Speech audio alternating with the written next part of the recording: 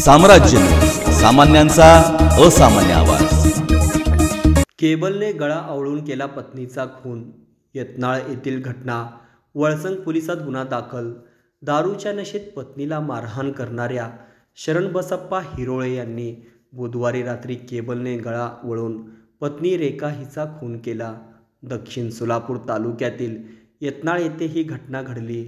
Valsang police ठाण्यात गुन्हा दाखल करण्यात आला आहे। रेखा आणि शरणबसप्पा हिरोळे राहणार यत्नाळ यांना समर्थ वय 12 आणि अंबिका वय 10 अशी 2 मुले आहेत।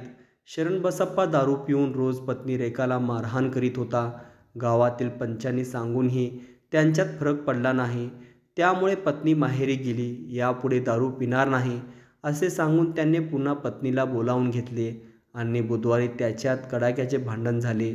किरकोळ कारणावरून त्याने केबलने पत्नीचा गळा आवळला, त्यात रेखाचा मृत्यू झाला।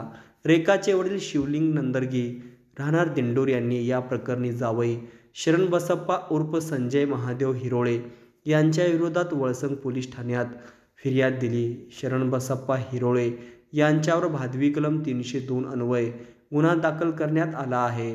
सहाय्यक पोलीस निरीक्षक अनिल सनगले अधिक तपास करीत आहेत।